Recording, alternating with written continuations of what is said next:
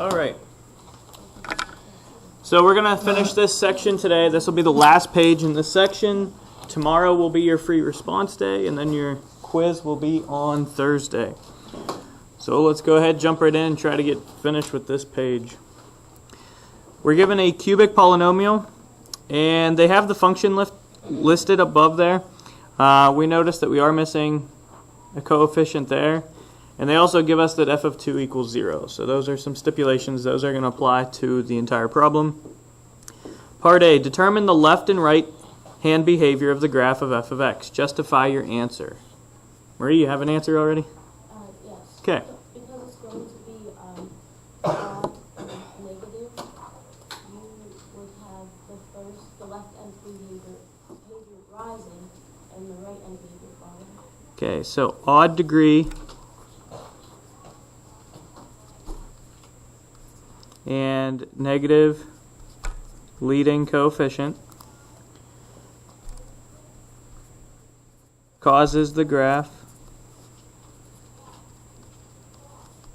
of f of x to rise on the left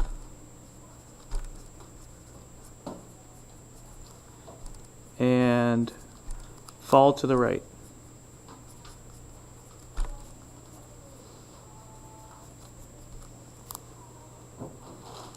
Because it's odd, we know it's going opposite directions. In the negative, we know to the right-hand side it will be going down. Very good. All right, part B. If f of x is divided by the factor x minus 2, what will the remainder be? Justify your answer. So explain to me what that means. Once you tell me what the answer is, what would the remainder be?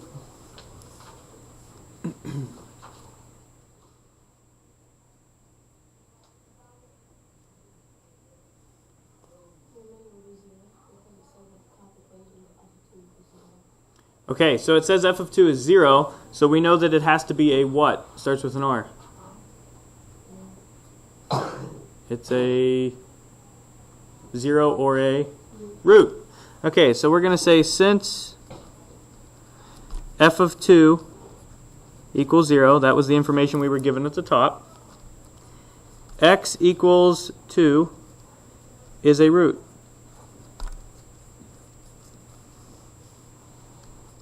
So, x minus 2 is a factor of f of x. And since it's a factor, we're going to say the remainder is 0. So, since it is a factor, the remainder would be 0.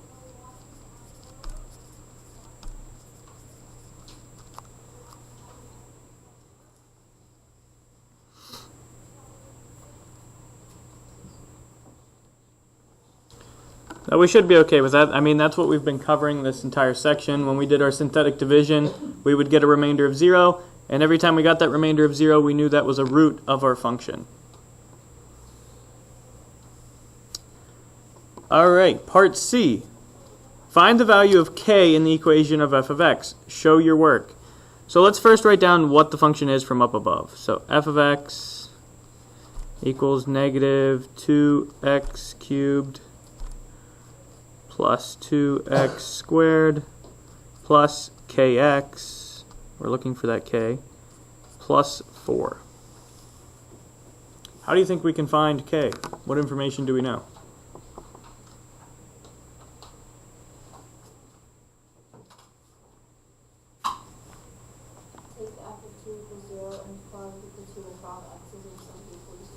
Yeah, that's why they give us this information at the top. We can plug in the 2 for all the x's, and we know that it has to equal to 0. So that's our next step.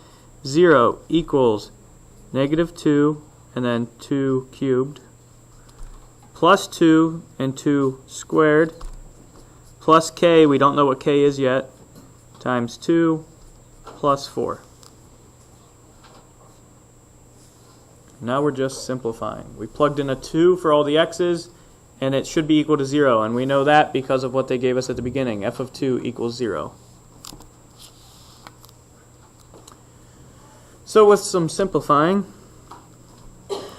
what's this first term going to simplify to?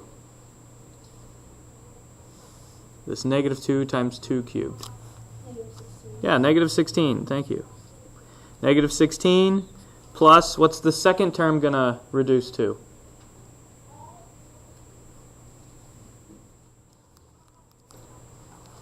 Two times 2 squared.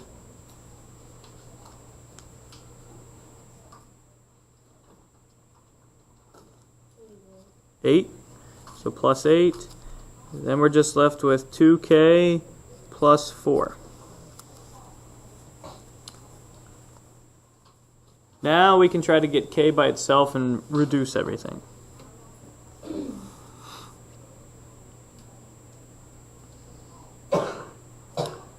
Alright, so if we have negative 16 plus 8 plus 4, what does that equal? Negative 16 plus 8 plus 4.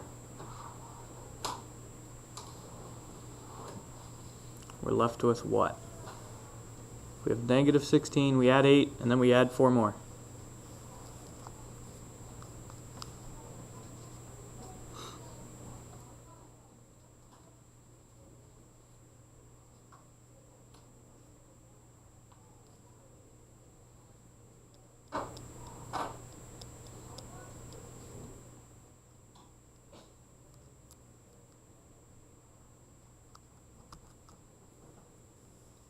Well, what's negative 16 plus 8? You add 8 to negative 16. Negative 8. Now add 4 more. Negative 4, thank you. So we have 2k minus 4 equals 0.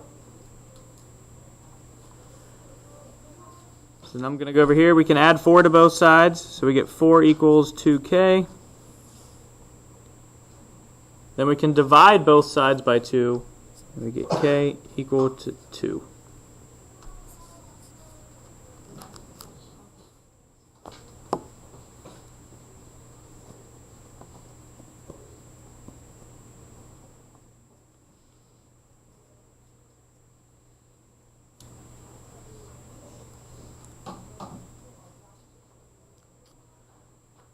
Alright, and that's it for part C. We found what k is equal to. It's equal to 2.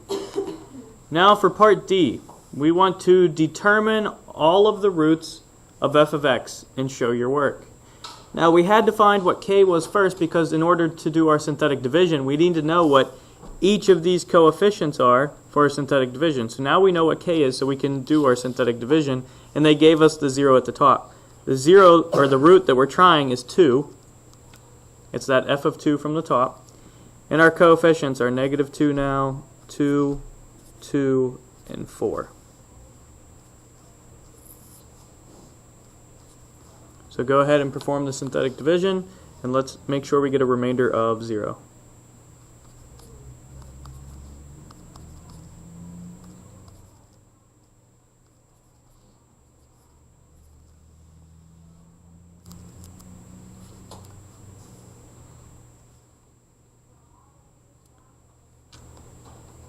Once we finish that synthetic division, what kind of polynomial or function are we left with here?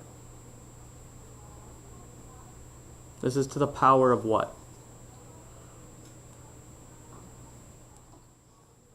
This answer is to the power of what? Power of 2. It's a quadratic now. So we can do what we were doing with those other problems earlier in the unit.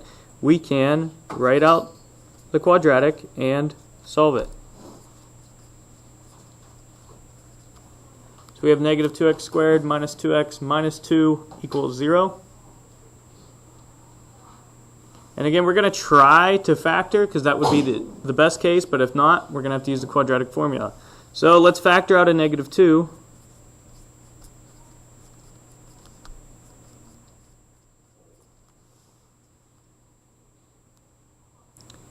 And we're equal to 0, so what happens to that negative 2?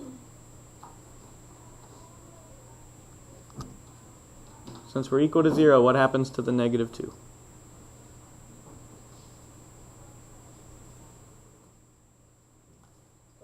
Yeah, we divide it over and it goes away. So we're just left with x squared plus x plus 1 equals 0. Now, does it factor? It would be nice, but it does not. So since it does not factor, we need to use the quadratic formula. The opposite of b, well, the coefficient there is 1, so negative 1 plus or minus square root. What's inside the square root? Does anybody remember? Squared minus quarter, a times c. Yeah. All over 2a. So 1 minus 4. And then we have times AC. They're both 1. All over 2a. Well, a is just 1, so it's going to be over 2.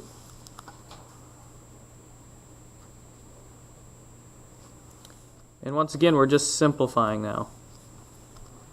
Negative 1 plus or minus.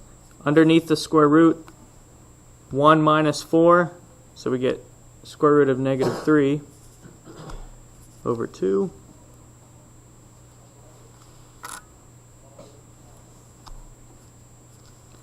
And if we want to simplify that a little further, we would be left with negative 1 plus or minus square root of 3i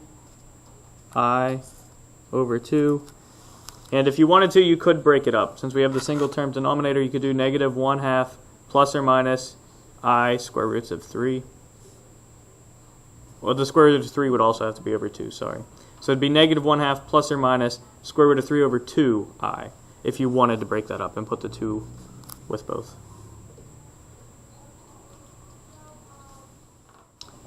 So we found 2 roots here and the real root from up here, so we have 3 roots.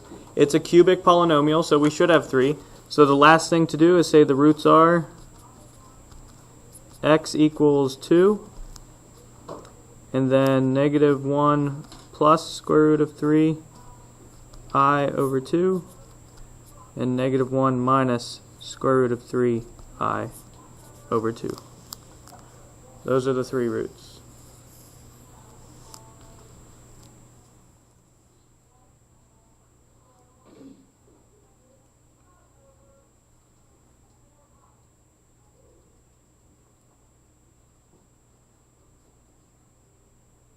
Good so far? Alright, the last part is where we actually need the calculator. So you're going to type in that function into the y equals key and make sure you plug in 2 for that k value. So negative 2x cubed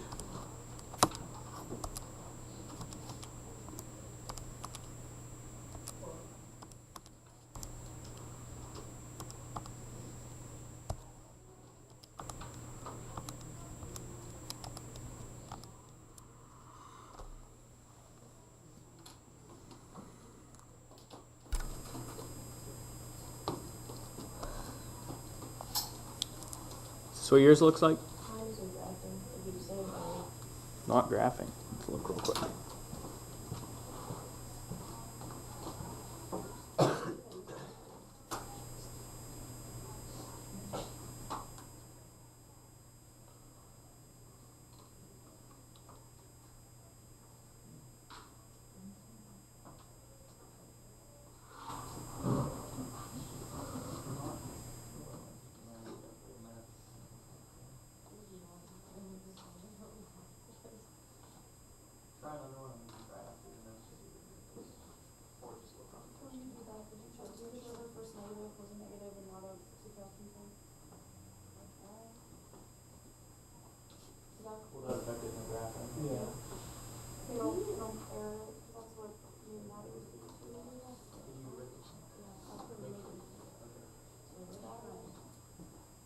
Alright, so does everybody else's graph look similar to the one up on the board then?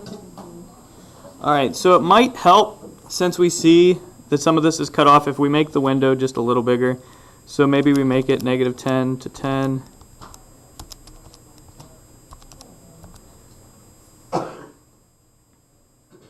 Here, we can see that a little better now.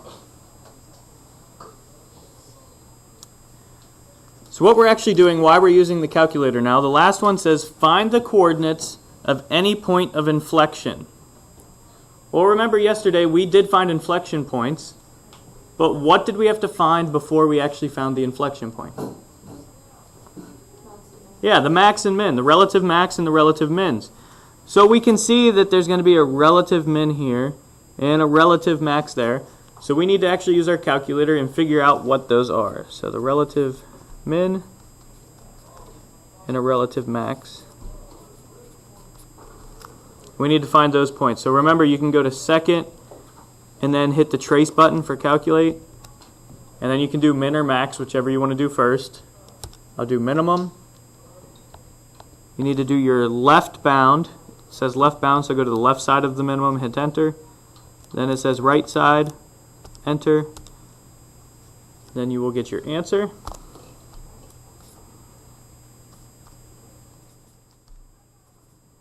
You should get negative 0.333, and your y should be 3.630. And that should be for the minimum. Is everybody okay with finding the minimum? Now you guys find the max and let me know what you get for the max, relative max. So go ahead, use the same function, the second calculate, but hit maximum. Use your arrow keys to go to left bound and right bound. And tell me what your relative max is.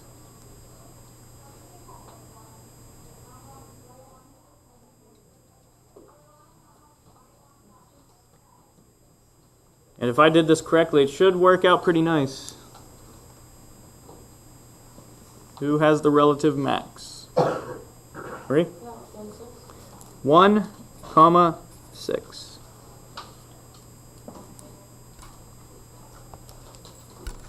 Okay.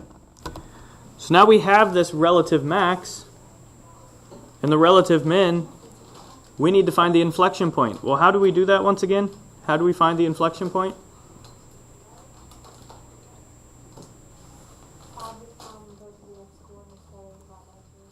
Yeah, it's the midpoint, so we're going to add them together. So the inflection point, you're going to add your x values, divide by 2, add your y values, divide by 2, and that will give you your inflection point. So go ahead and try that. Add up your x values, divide those by 2, give me an answer for x, and then add up your y's, give me an answer for y. For my x value, I have 2/3, so it would be 0.642. And then my y value is 4.22. All right, let's check your x value again. Let's double check that. So we have negative 0.333 plus 1. Yeah, check your answer again for the x. I do like the 4.815 for the y value. But what is the x value? Marie? 0.3335. And I just have 333. If you have 335, that's okay, more decimal places.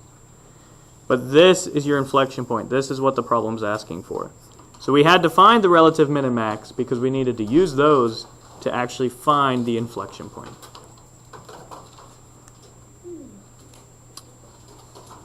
Any questions? We okay with that? Any confusions? You guys feel like you're ready for your free response day then? All right. That's it for today. The rest of the time, if you have any more homework to work on, you can work on that.